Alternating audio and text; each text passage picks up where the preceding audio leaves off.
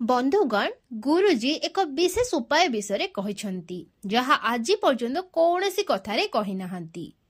जेतेबेले आपणक पाखकु टंका पैसा आसुना जीवन रे समस्या घेरी रही सेथिरु बाहरिबा पई कौनसी रास्ता मिलू नाही, व्यापार चाकिरी फैक्ट्री किछि भी भल से चालू नाही, चारिआडु क्षति हेउछि, सेबे आपण एही गोटे उपाय गोटे दिन करंतु, देखिबे आपणक जीवन रे चमत्कार हेबो, धन प्राप्तिर नुआ नुआ मार्ग खोली जिवो, जीवनर समस्त बाधा समाप्त होई जिवो एवं आपणकु सुख समृद्धि प्राप्त हेबो।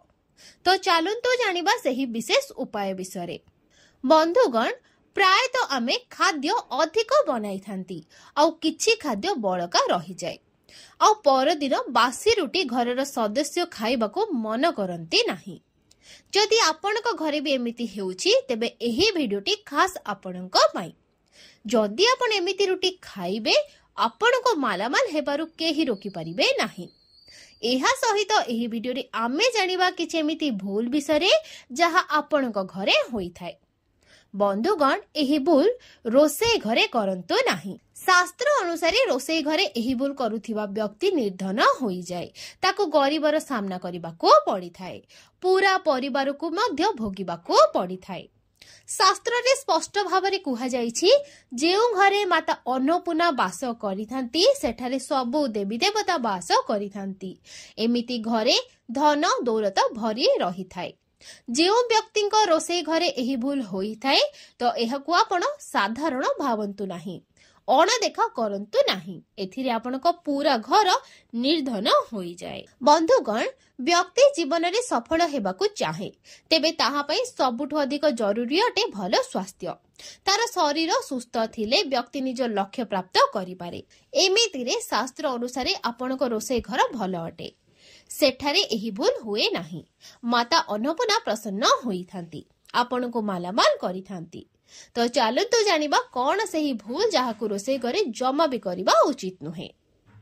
नंबर 1 किछि महिला एमिति अटंती जो माने रोषेई करिबा आगरु स्नान करिथांती। किछि महिला हाथ गोड़ न धोई रोषेई करिथांती। रोषेई घरे रोषेई करिबा समय मुह एवं चुटी रे हाथ लगाई थांती, हाथ न धोई रोषेई करिथांती। एथिरे खाद्य दूषित होई थाए। एही प्रकार खाद्य खाइले घर को बीमार आसी थाए, माता अन्नपूर्णा रुष्ट होई जांती। एमिति घरे दरिद्रतार बास होई थाए। एमिति घरे रहुतिबा व्यक्ति सफलता हासिल करि पारे नाही, राहु केतुर खराब प्रभाव पड़ी थाए। एमितिरे एमिति भूल केबे भी करंतु नाही, सर्वदा स्वच्छ हातरे रोषेई करंतु। एमिति कले मा अन्नपूर्णा खुशी होई थांती। नंबर 2 जेउठारे रोषेई करंती सेही स्थान स्वच्छ नथिले सेठारे राहु केतुंकर खराब प्रभाव पड़ी थाए। एमितिरे घरे कमाउथिबा व्यक्ति उपरे खराब प्रभाव पड़ी थाए, पूरा घर निर्धनतार शिकार होई थाए। एथिपई रोषेई घर सफा सुतरा रखंतु एवं गंगा जल अवश्य छिंचंतु। एमिति कले माता अन्नपूर्णा आकर्षित होई थांती एवं आपनकु समस्त कार्य रे सफलता मिलिबो। नंबर 3 घरे दाढ़ जिनिस रखिबा उचित नुहे, एथिरे घरे झगड़ा आदि बढ़ी थाए।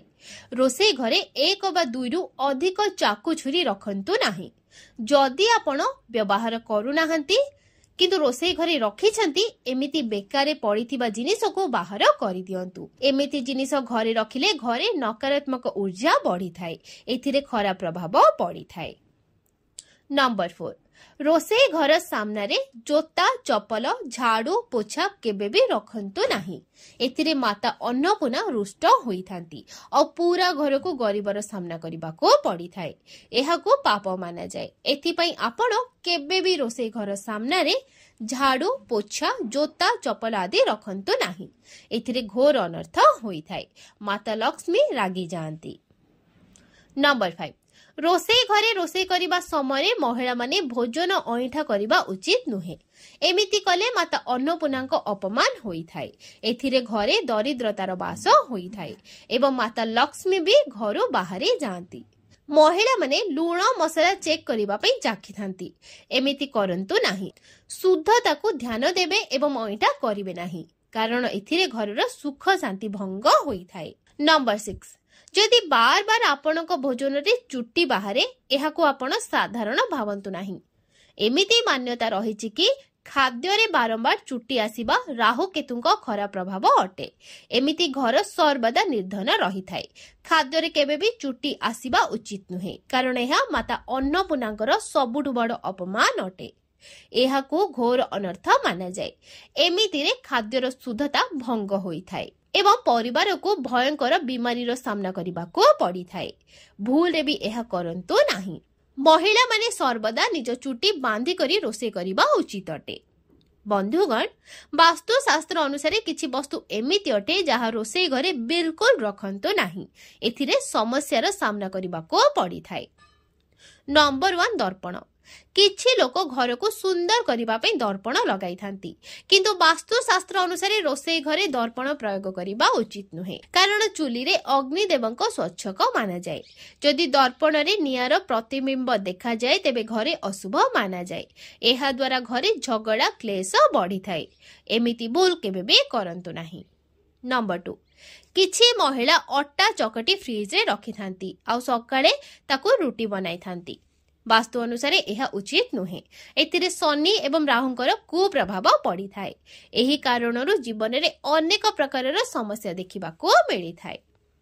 नंबर 3, भांगी जाइथिबा बासन। एमिति बासन भूल रे भी रखंतु नाही।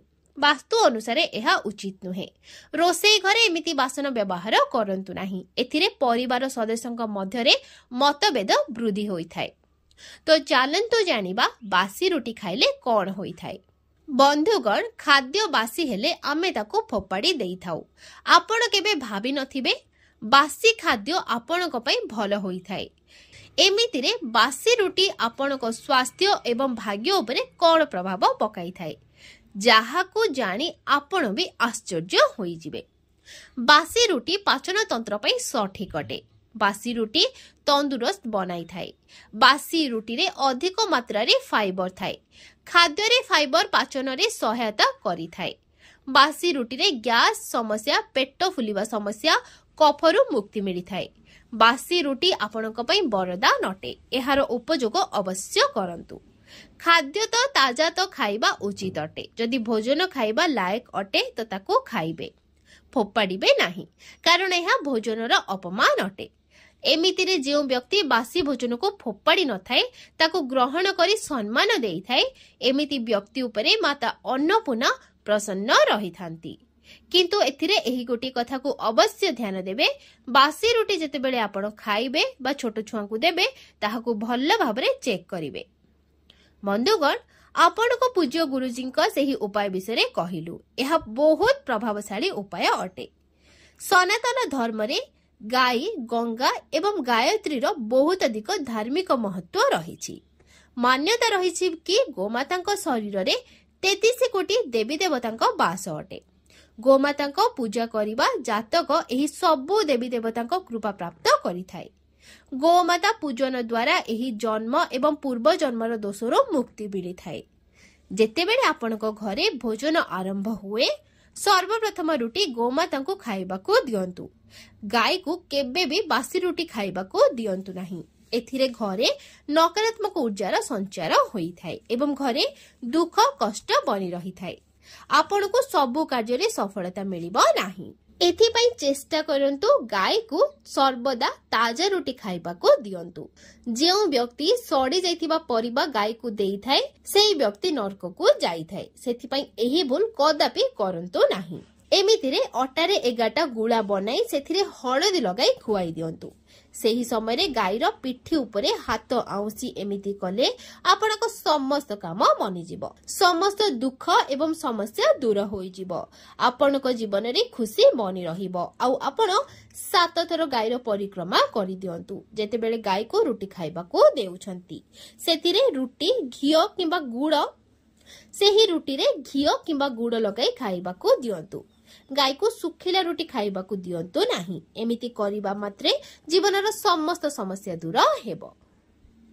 तो बंधुगण, आजिर भिडियोटी जदि आपनको पसंद आसीथिबो, भिडियोटी को लाइक करी चैनल को सब्सक्राइब करि नेबे।